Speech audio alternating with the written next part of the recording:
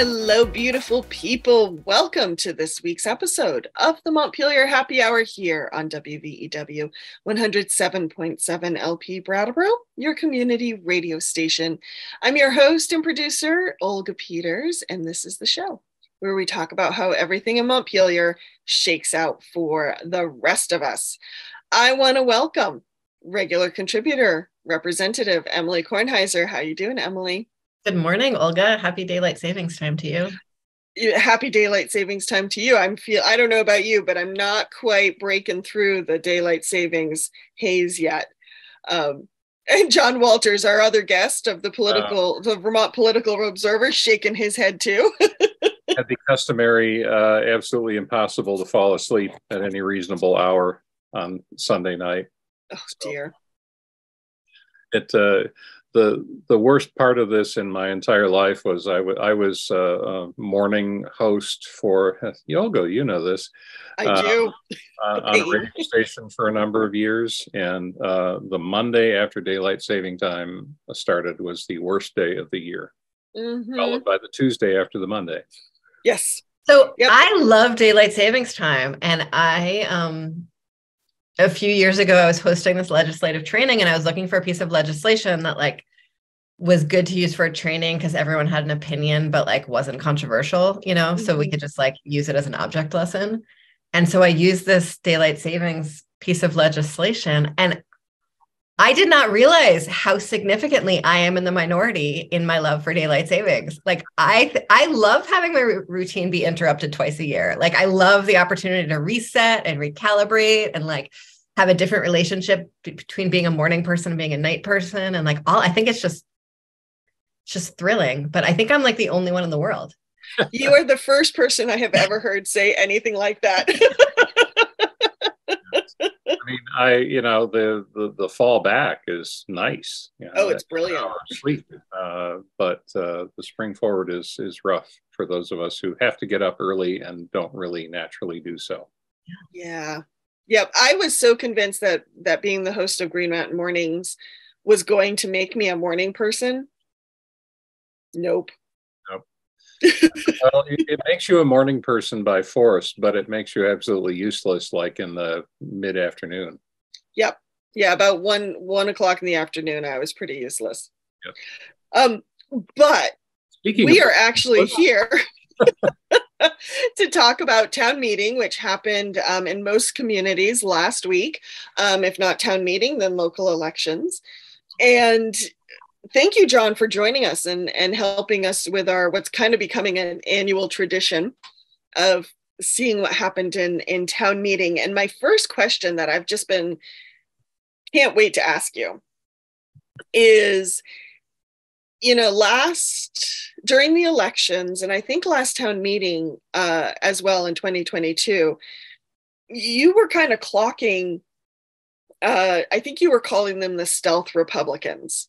You were clocking a series of elections for very conservative candidates. I'm wondering, how did that play out in town meeting? Are you seeing that more conservative people were elected? Did you see less conservative people elected? Give us the roundup on that one. I saw a lot less of them, actually. Last fall, the vast majority of those stealth conservatives lost, which is mostly because they were in very safe Democratic districts for the most part, but also because they generally were terrible candidates. This winter, I was on the lookout. I put out calls to my readers saying, if you hear of some nut who's running for the school board, let me know. And because you can always find, traces of their nuttiness on their social media feeds or any background, any stuff you come across on the internet. And I got very little response. I got some. And I know that the Democratic Party was also trolling for these candidates to try to expose them. And they also got very little response. And I think to some extent, this may be because the stealth conservatives are getting smarter about, covering their tracks. But mostly, I think it's that there just weren't that many of them this time. for whatever reason. Maybe they got discouraged by losing all the time. Maybe they just took the winter off. I don't know. We'll see in 2024. But there wasn't much of it this time around, which was good for my blog because there was a ton of stuff to write about in the legislature. And if I had to cover a lot of these candidates, which I enjoy doing, it would have taken up too much time. Mm-hmm. And, you know, once in a while, one of these people does get elected, and that's bad for for our politics and our tradition of civility. So I'm just as glad to not have that problem, at least apparently. Well, I think you noted in a couple blog posts over the last week, you noted that even a number of elections had gone more progressive candidates, and in Burlington and Rutland. Well, Burlington actually went sort of like center left. Rutland was a liberal sweep, which is so relieving. That Rutland, very unusual for Rutland. They have a group there called Rutland Forward, which is trying to. They're not a dogmatic progressive hard left group by any means. They're sort of center left, if anything, but you know, they're trying to move Rutland forward past the, you know, sort of the angry disputes of recent memory about things like the Raider nickname for their high school and the ill-fated plan to settle 100 Syrian families in the city, which would have been absolutely marvelous for the vitality of Rutland. And the deep hatred of all of the folks that are unhoused in their community. Yes. So Rutland Forward ran 6 candidates for alderman or alderperson or whatever. They ran a candidate for mayor against a 4-term incumbent who was running for re-election. And they ran 2 candidates for school board, and all 9 of them won. And one of the defeated longtime aldermen was a real hard right conservative who had, you know, said and done some obnoxious things about the Raider nickname and about sort of like making, you know, borderline racist statements here and there. So he's out, and Rutland Forward is in, very much so. So, you know, that may be a sign of you know, upswing for the Democrats who have been trying to turn Rutland County at least purple for quite a while now. And maybe they're starting to make some headway. I don't know. Burlington was a completely different story. The progressives in Burlington kind of got their rear spanked. This will be the first year in more than a decade that the Democrats will have a functioning majority on city council in Burlington. It had been either a split between Democrats, Progs, and independents, or a very narrow progressive majority. And now the progressives are in the minority, down to 4 seats out of 12. And the other thing was that the progressives had very strongly backed a measure to set up a police oversight commission, which would have been entirely separate from the police department, with, you know, substantial powers. And that got absolutely smoked, defeated resoundingly. There has been a lot of coverage of crime in Burlington in the last couple of years. I'm not convinced that it's a real crime wave. It's more like a few high-profile crimes that get breathless coverage in the media because it is an established narrative at this point. That said, you know, there are a lot of people in Burlington who feel less secure than they did a few years ago, and they voted that way. And it kind of leaves the Progressive Party kind of in the wilderness. You know, they haven't been able to make any progress really on the statewide level or in terms of the legislature. They've held their own, and that's about it. But now Burlington has been their, you know, wellspring and their source of young candidates who might move up and become the progressive stalwarts of the future. And that pipeline seems to be, it's not closed, but it's occluded, let's say. What I've sort of seen less coverage of, and I think you mentioned in passing in one of your blog posts, John, is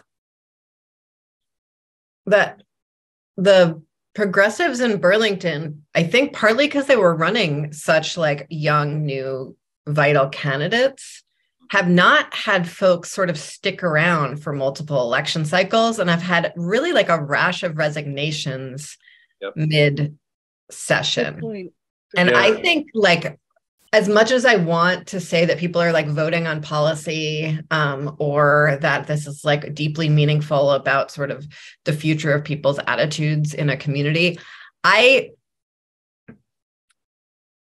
really want to sort of put a lot of emphasis on voter trust and folks not running for second terms or resigning midterm, and what that does for, voters. They relationship to party, voters' relationship to candidates, voters' relationship to young candidates, all of it. Hannah was elected, and this was sort of her second run. She'd been sticking around, I feel like that is in some ways more meaningful to voters than any particular policy statements or caucusing that anyone does. Certainly is no, well of trust to draw on for the progressives, because they have had people resign or not seek re-election. They had 2 councilors resign last September alone.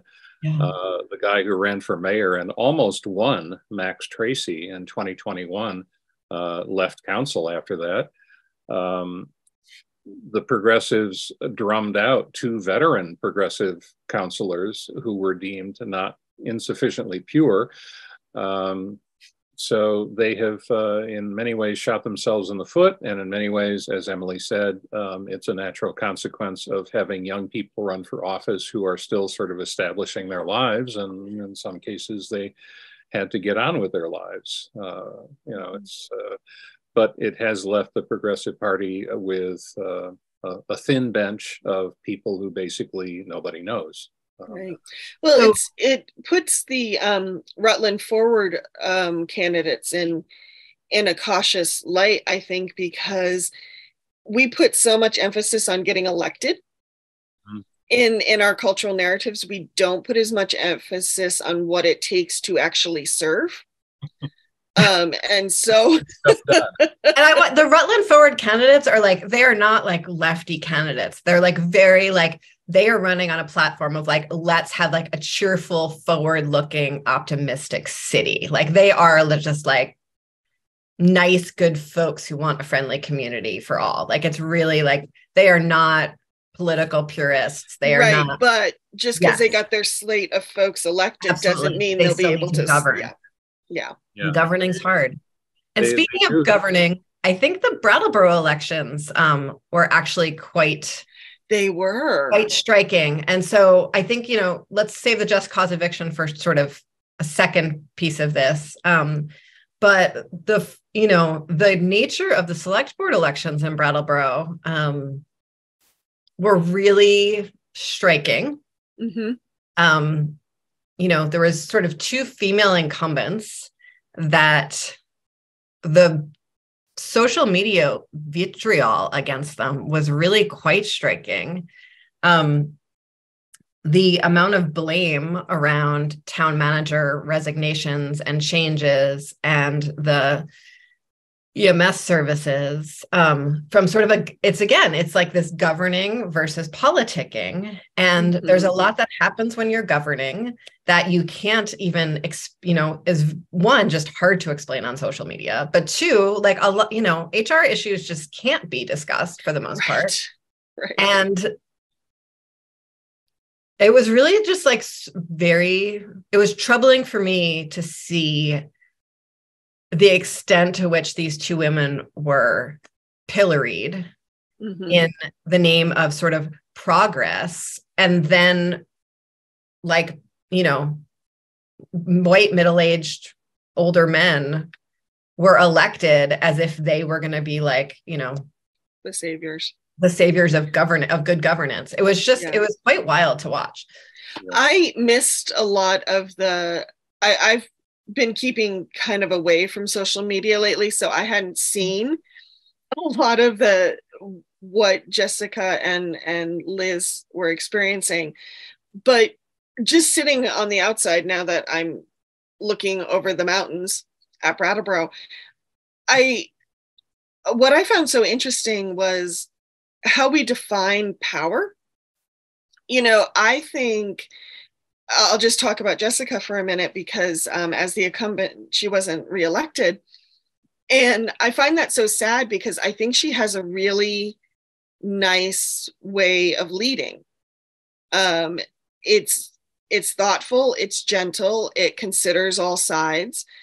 And I thought it was a nice addition to the mix that was on the select board. Mm-hmm. And yet I fully understand that a lot of people do not look at that as leadership or power. Mm-hmm. And I think Franz and Fish, as much as I adore both of them, they do have that like typical alpha male leadership style. And especially when there is a perception that things are not running very well, mm-hmm. People can fall back on that, sort of confident, whether it's justified or not, leadership style. Voters take some comfort in that when things seem to be going off the rails a little bit. So, between the turnover in city government and homelessness and housing issues and whatever else is troubling the people of Brattleboro, this was not so much a turn to the right as a turn to status quo, or trying to find a safe harbor, let's say. Well, and what was interesting is sort of people were upset from the center and people were upset from the left. And I saw folks, talking about Dick DeGray in glowing terms, which I honestly, like in my time in have never seen. He's like, I respect that he keeps on showing up for town government and like putting in his time, but like a solid like governance character, he is not. He is, he could be a little divisive on quite divisive and quite conservative. Yeah. And the fact that like sort of that was people lost track of that reality in the context of just like this drive to oust these two people was remarkable to me. Mm-hmm.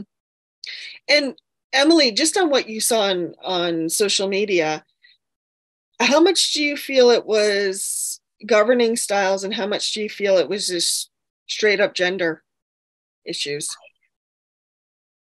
I mean, I don't know if there's ever a difference between those two things necessarily.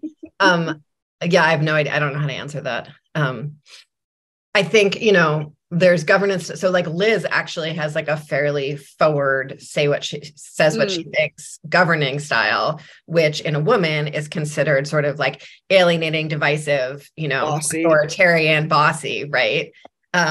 Jess has a very sort of thoughtful, moralistic, calm, curious governance style, which is thought of as weak. Between the two of them, they're both fairly like careful with an eye towards governance, not politics. And a select board that's thinking about politics is not a functional select board. I mean, most of the time they're like talking about just the most boring stuff ever. So it's really, and how much of this is just, like it's all on Zoom now and, all of those things. It's really, so people can like watch the Zoom and snark together in a way that people wouldn't necessarily watch public access and be engaged in a conversation the way they would have been before. That's a good point. That's a good point.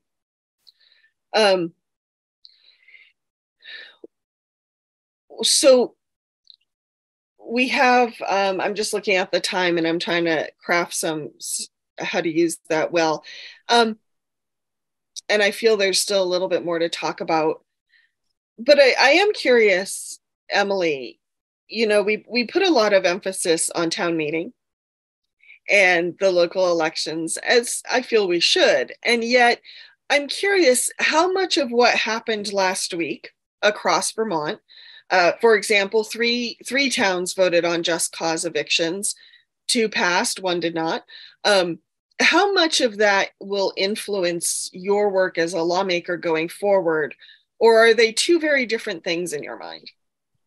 I think if something like just cause eviction passes in a wide range of communities, that influences the conversation around just cause eviction. Mm-hmm. I think even if just cause eviction had passed in Brattleboro, Burlington, Winooski, that it would still like be like, oh, this is, you know, a lefty extremist urban thing still, right? It needs to pass in Rutland to like actually change my work, right? Mm-hmm, mm-hmm. What is actually incredibly influential in conversations in the legislature is school board budgets passing. Oh. And what we saw across the state was really one of the two school board budgets that failed because it was too low to my understanding of the, you know, the cover. I haven't talked to anyone in the town, but what I've read so far is that, you know, the Barre school budget was voted down because it did not spend enough money. It's one of the lowest spending districts in the state. And well, specifically enough money on kids is what people have said. Yeah. Yes. And so that makes a huge difference. The fact that Vermonters come back over and over again to vote for their kids and their kids' education, that makes a huge difference in policy conversations in the legislature. Yeah, because for me, it means that like people are also saying like, I believe in the power of taxes to make a difference in my community. And so every time like a group of Vermonters says that, it's incredibly affirming to any other work that I would do in terms of raising revenue in support of the greater good. Mm-hmm. The other and local and public education. Yeah. Sorry, John. The other thing that happened in Rutland was they had 3 bond proposals for infrastructure improvements, and all 3 won very handily by lopsided margins. And you know, the school budgets are the number one example of there being absolutely no sign of a taxpayer revolt in Vermont.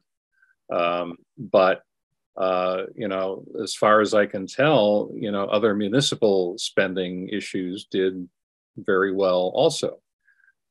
So yeah, people are perfectly willing to invest in what they see as, you know, a functioning government doing good things. Mm-hmm. And I'm wondering for both of you, do you feel that the influx of ARPA funds giving people a little more breathing room, do you think that perhaps has helped with some of the votes towards municipal projects specifically? I think the influx of ARPA funds has helped people realize what can happen when there's money available in their communities. I think a lot of those bond issues for construction are, in some communities, being really nicely threaded together with ARPA money so that people can feel that something is possible and they're not just like pushing the boulder up the hill. I think for schools, a lot of school boards saw what happened when they were able to spend on social emotional learning with ARPA dollars, and now are carrying that forward in their school budgets. People feel the need to pay teachers adequately, that kind of stuff. I don't know if sort of individual ARPA, like if individual federal money in people's pockets is creating space for spending. I feel like what I've seen is that a lot of that savings has really diminished, and Vermonters are fairly close in terms of their savings to where they were pre-pandemic at this point. Yeah. Thank you. It has injected the public sector with a sense of purpose and a visible sense of accomplishment. You know, as we begin the actual work of building out broadband in rural areas, that is just getting started. And assuming that that goes according to plan, that will be a massive display of what government can do when it has enough money to tackle a problem. Mm-hmm. Mm-hmm. Thank you. We have a couple minutes left, so I will share something I noticed from Whitingham's town meeting. Ooh, I don't know. Did you go to Whitingham's town meeting? I did. I actually took, I was lucky. I had some vacation time, some comp time. So I took that to go to Whitingham's town meeting. And I was there. Not that to you're the bitter end, and what's that, John? You're a politics nerd or anything. Oh, no. And I It's not didn't fun take to notes film. and then end up writing something for the Commons anyways, because I was there. So I might as well. um, but one thing I found so fascinating is there were people who happened to be sitting near me who they were there when the doors opened and they stayed until the doors closed, and they sat in the voting section and they paid absolute attention to everything the moderator said and every vote that was taken, and yet they said nothing the whole time. They didn't vote for, they didn't vote against, they were like this silent, I don't know. I don't know. Maybe well, you've been to a lot of town meetings. I've never been to any. No, I guess I went to the Marlborough town meeting once, but mostly I just go to the Brattleboro one, which is its whole own special weird thing. Right. Is that like a thing that happens, that people just go and don't vote? Have you ever This seen was that? the first time I've ever noticed it. And I find that absolutely fascinating that you would spend your whole day there. I mean, definitely they were engaged. They took time off of work or for whatever they were doing from their day. And yet I think they voted by Australian ballot. I saw them go through the line, but from the floor, nothing the whole time. Now, a couple times I forgot to vote because as a reporter, for so many years, I was in the background just taking notes and not actually voting on anything. So there are a few times I was like, oh, wait, yep, I can vote. I can say yay. So keep your eye out the next time you go to a town meeting. See if it's just a Whitingham thing or if it's a town meeting thing. And I'm fascinated by why someone would do that. Just me. So I would have definitely asked by the end of the time, and I am so fascinated that you didn't also. I didn't because I got a little shy, but now I'm regretting it that I didn't ask. I'm going to see this poor person, one of these people in the grocery store one day. I'll be like, so I remember. Why didn't you? And they'll be like, which will definitely be like 12 times weirder than if you had asked at the time. Oh, totally. But why not go for the more weird version, right? Absolutely. Anyway, so folks, stay tuned. The Montpelier Happy Hour on WVEW 107.7 LP Brattleboro will return after we hear from some of our underwriters. Welcome back to the second half of the Montpelier Happy Hour here on WVEW 107.7 LP Brattleboro, your community radio station. You can also find us on Brattleboro Community Television and many of the PEG stations around the state, thanks to BCTV. And wherever you subscribe to podcasts, you can find us there as well. If you're just joining us, I'm your host, Olga Peters, and I'm speaking with regular contributor Representative Emily Kornheiser, as well as journalist John Walters from the Vermont Political Observer. And Emily, we need to remind people of something. The views and opinions expressed here on the Montpelier Happy Hour are those of the hosts and the guests, respectively, not the station, nor the platform, nor their employers, nor friends, nor the birds that seems to be returning to the fields, which I am also very excited about, but it is not the opinion of the birds. It's just us. Not the opinion. We need that on a t-shirt. The Montpelier Happy Hour, not the opinion of the birds. I want to talk quickly, folks, about the vote in Brattleboro around just cause evictions. I was surprised that I really thought, just sitting on the outside looking in, that it would have passed. And at least according to the Commons, it was 1,221 to 656 against, I believe. Curious from either of you watching this. I have so many opinions. I'm curious, before I dive deep into my sort of inside angle here, John, what your thoughts on it are.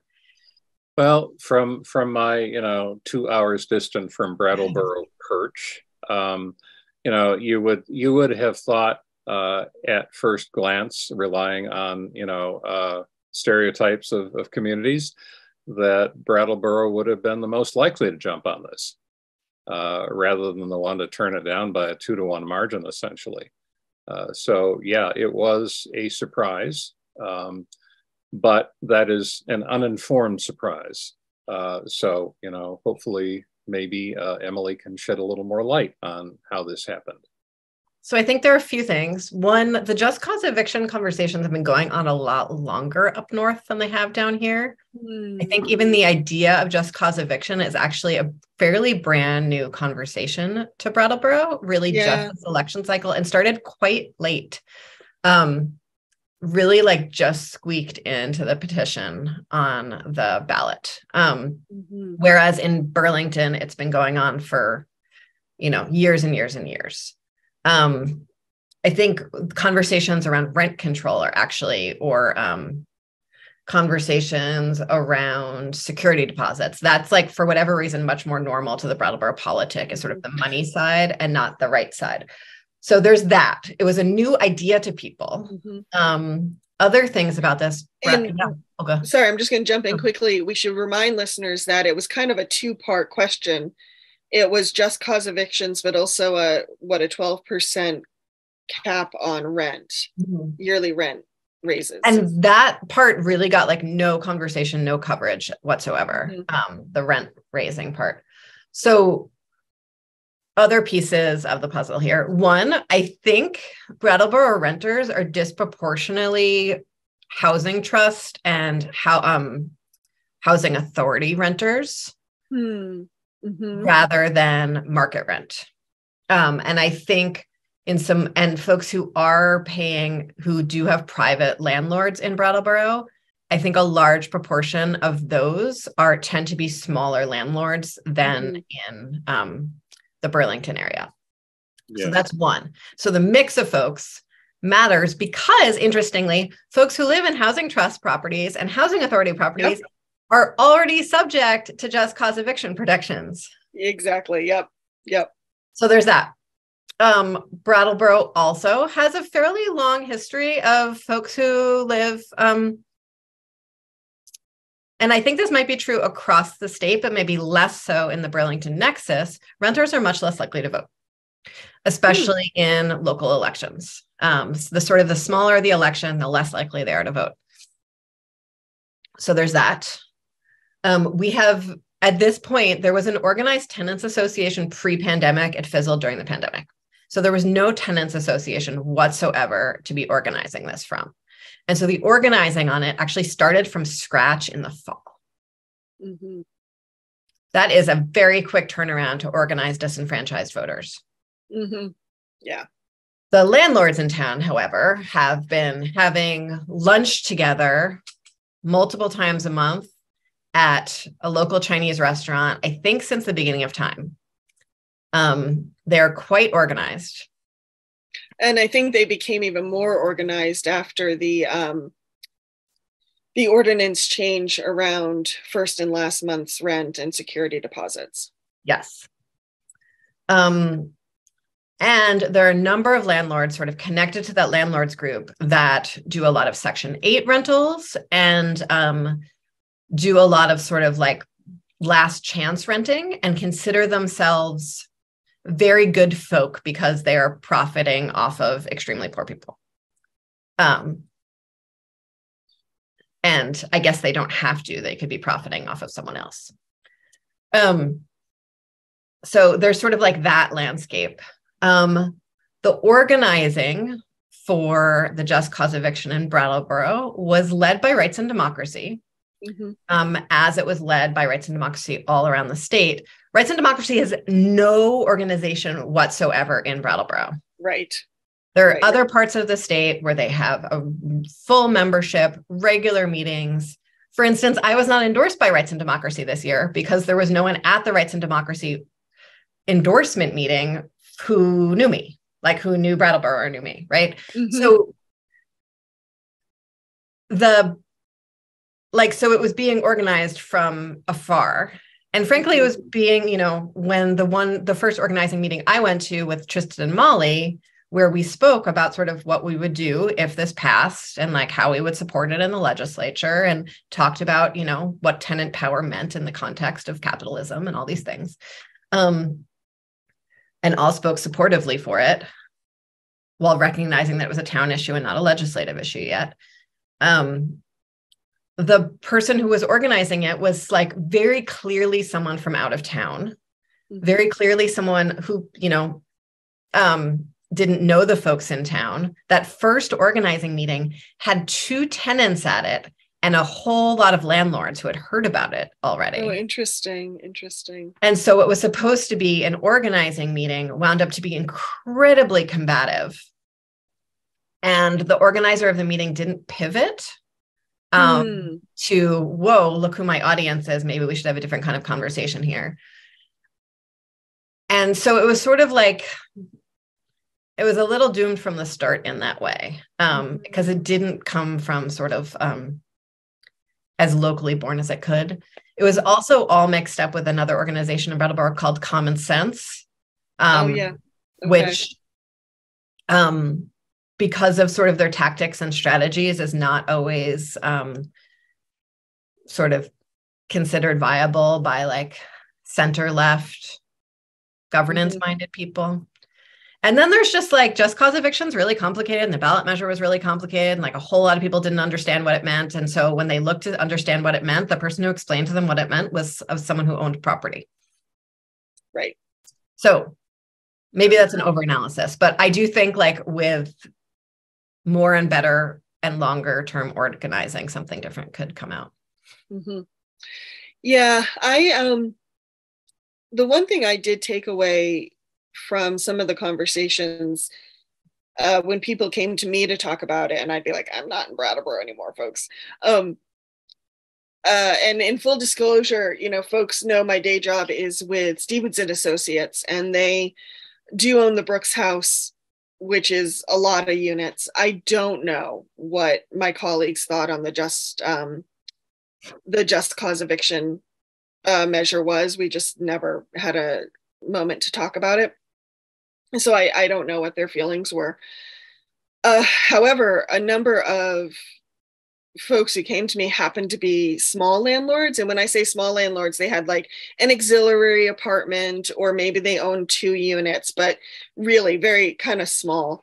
And I did think it was worth acknowledging how many of them were concerned.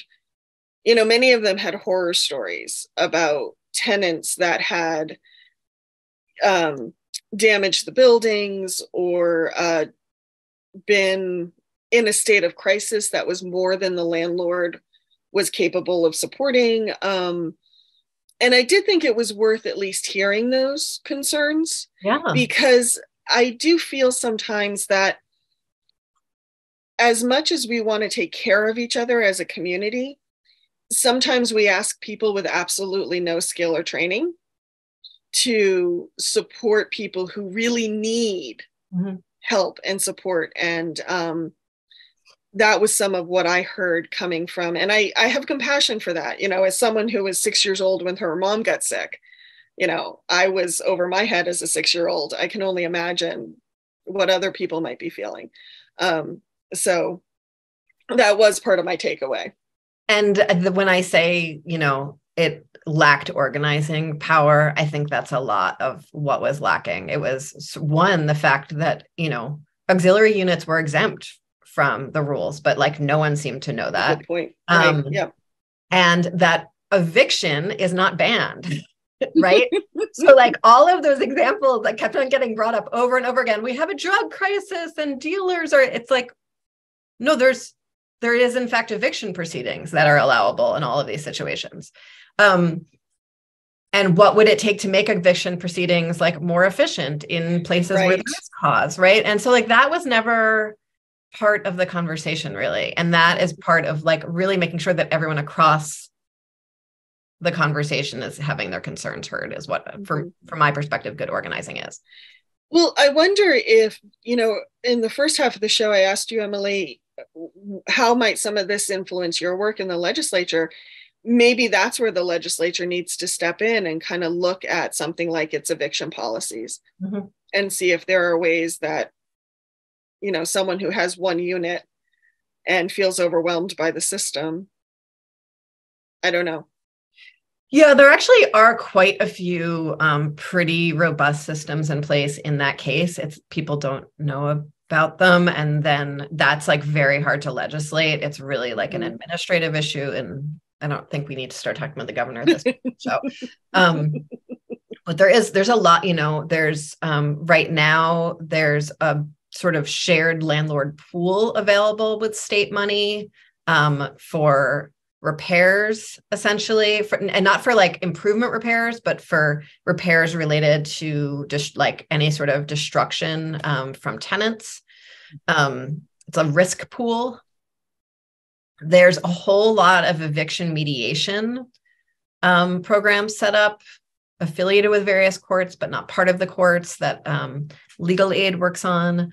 They're really and then every sort of housing partnership in the community. So the affiliated with sort of the homelessness services in a community has a whole bunch of sort of case management, social work apparatus attached to it to assist with sort of coaching and counseling someone who might be a tenant who's struggling as a tenant, to help them find a place where they might be more stable. Because when someone gets evicted, it's really, really hard to rehouse them. So housing providers, meaning nonprofit housing providers, not a euphemism for landlords, but housing providers are really, really sort of deeply keyed into counseling tenants who are struggling or in struggleful relationships with landlords.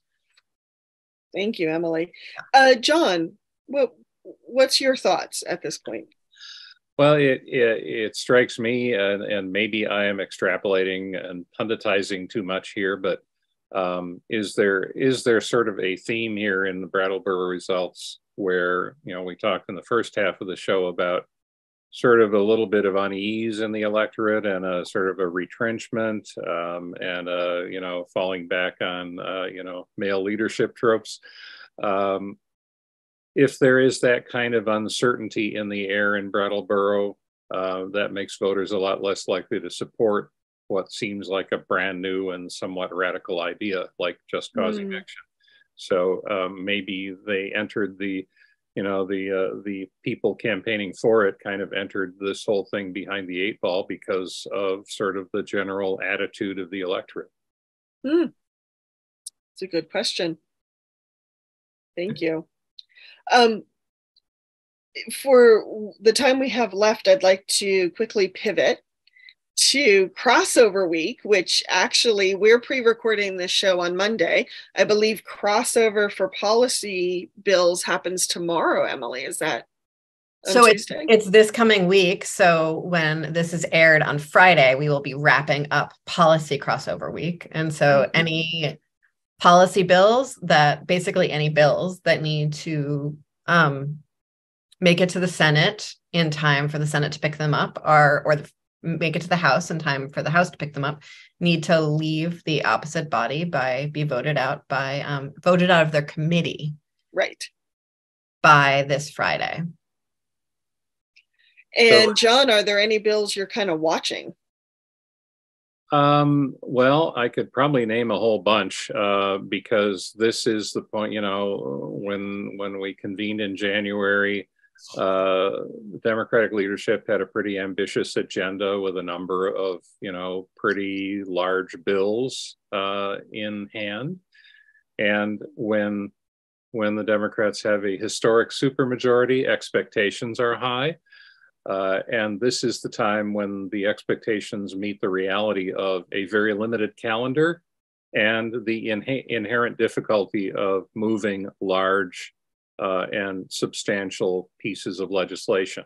So a number of bills are kind of, falling off the fast track. They probably won't hit crossover. That is okay because, we're in the first of a 2-year cycle here, and any bill that doesn't make it across the finish line this year gets a fresh start next January. But it is a time when a lot of the sort of like the hope that springs in early January meets the reality of how difficult it is to legislate. So I see a number of bills that are kind of either falling off the fast track or are being moderated, or if you want to be unfriendly about it, eviscerated. But, the ambitions are being pulled back in a lot of ways, or put off to the future. So yeah, it's a time for sort of a reality check, I guess. That's how I see it. Mm-hmm. What kind of reality checks are you experiencing right now, Emily?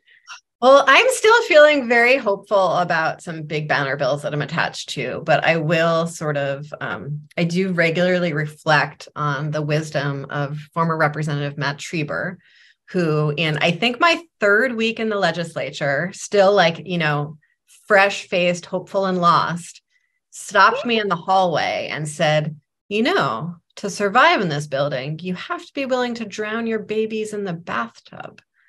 And at the time I thought, gosh, you're the meanest, darkest man that's ever lived. But I do think he was correct. And I don't think he meant that you need to, kill anyone, certainly not kill young, vulnerable creatures. But in order to sort of stay stable, it's really, really hard to fall in love with a piece of legislation, because that legislation is going to change. That said, I am in love with the family medical leave insurance bill, and I think it's going to leave the House almost as strong as it joined us. Now, who knows what's going to happen in the Senate? Probably some baby drowning. But right now, I feel really, really great about the strength of that bill and the policy pieces of that bill, the financial aspects of that bill. I think it's beautiful. I think we're still doing some really strong work on housing, though we're preparing for some really strong work on childcare. Some really great suicide protection work has happened. Good. I also, feel frustrated around, that opioid work has not passed out yet. I'm hopeful that it's going to pass out of the Human Services Committee this week. The banner bill that seems to be attached to that doesn't have safe use sites in it. And that might move separately, which gives me a lot of feelings coming from a community where so many people have died and that is so incredibly ready for that legislation. And the homelessness, the housing for homeless folks is just like a political nightmare in terms of sort of money and courage and how that's playing out and how, the conversations that my caucus is having about it right now. So we'll see what happens there. I wrote a piece recently about how providing housing for the homeless, leaving out the entire moral dimension about, treating your fellow human beings like they're human beings, that it is just simply on economic terms a winner. Yeah. That if you provide stability for people who don't have any, they are much more likely to enter the workforce and be reliable participants in the workforce. The vast majority of people who are living on the edge don't want to be there. They want to have a job and they want to have a place to live and they want to have a car.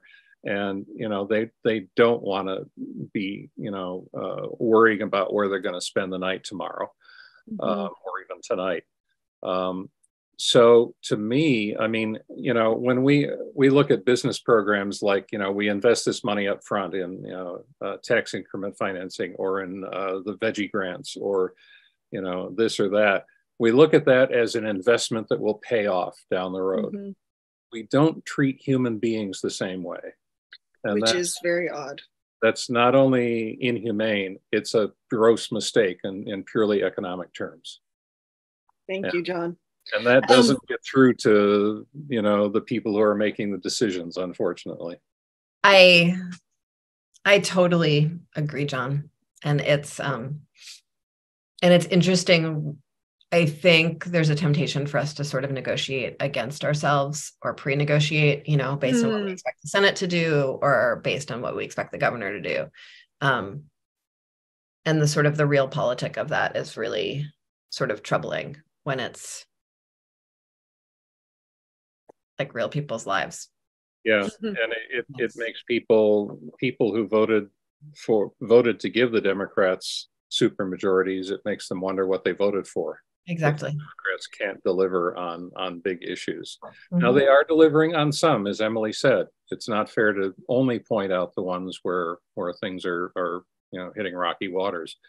But something as central to making Vermont a good place to live as solving the homeless crisis is not getting anywhere in a predominantly Democratic legislature, then that's not good. Yep. Mm-hmm. Yeah.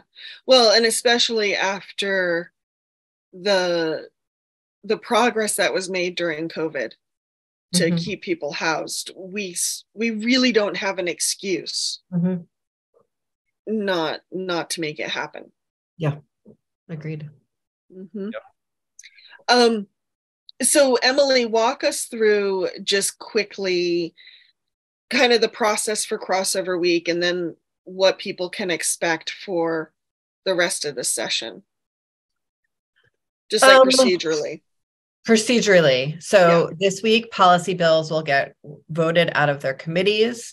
They will then, most of them get referred to a money committee. That's the Ways and Means Committee where I am, or the Appropriations Committee. And then often after the Ways and Means Committee, they need to go to the Appropriations Committee. And so next week, they will get voted out of those committees if they can. And then they'll go to the House floor or the Senate floor, and then be voted out of there. In these 2 weeks, there's a lot of places that things can sort of dissolve. There's it not getting out of its policy committee, but just as likely as the fact that there's a little bit of a backup this year because there are so many new members. So policy committees were moving kind of slow. And so it's possible there just won't be enough time on the money committees to get everything across the finish line. And then it's possible that, there's bills that are in the policy committees or in the money committees that haven't sort of gotten the pulse of the body yet. And so they might not be appropriate to come to the House floor because the House floor might not be ready for them or the Senate floor might not be ready for them. And so things get held up in that way too. And then, so sometime in the next 3 weeks, we'll sort of see what's going to make it over to the other body. And then we'll see what the other body picks up because they're not obligated to pick up all the bills that get sent to them. They just need to get there in time. So sort of everything is still on the table. And just because something doesn't get voted out in time doesn't mean it can't get tacked onto something that got sent over. So there's always a path for everything, and everything also has an opportunity to not pass, I guess I'd say. The way I put it is if the legislature wants to get something done, they find a way. And if they don't want to get something done, they find a way to kill it. Yes. And then please, let us never underestimate the impact of our lack of time, lack of staffing in terms of sometimes things don't pass because we just don't have the resources or the organization to get it done at this point. And it's not because someone wants to or doesn't want to. Yeah. Thank you, Emily. Yeah. Just a minute left, John. What do we want to leave listeners with before we head out? Well, I'll mention something that I see a few storm clouds on the horizon. One of the legislature's top priorities this year is the Affordable Heat Act, which passed the Senate with barely enough support to override a veto. There is a huge amount of activity in the grassroots and in the fossil fuel community and in the conservative media sphere. About how this is going to, bankrupt Vermonters and won't accomplish anything. And I fear that tide of opposition might derail, if not derail the bill, it will certainly make passage a lot more fraught, I think. It will take some courage on behalf of assuming that's coming from the Senate to the House, and assuming it gets to the House, then the people in those committees will need a little bit of courage to take up this bill when there's a lot of noise and a lot of inaccurate stuff being said about it. And they have to what got the most discussion in Whitingham's town meeting. Yeah.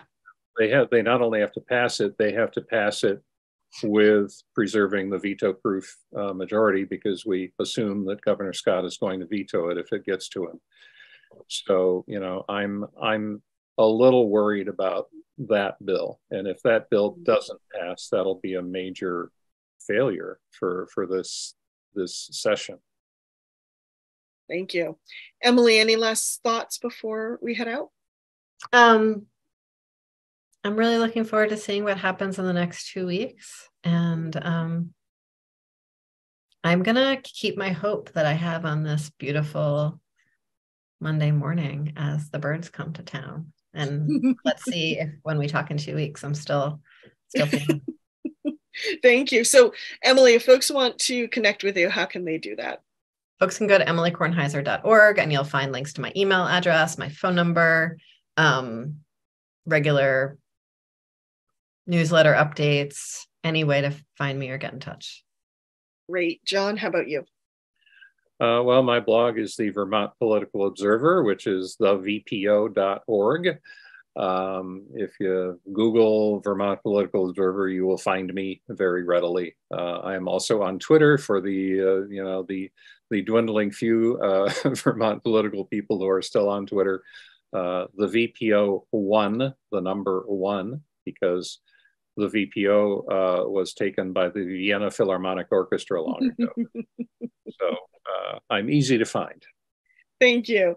And as always, you can find the Montpelier Happy Hour on WVEW 107.7 LP Brattleboro at 2 p.m. on Fridays, as well as our Captivate page wherever you subscribe to podcasts. And if you want to drop us a line, you can do so at the Montpelier Happy Hour at gmail.com. Have a great weekend, everyone.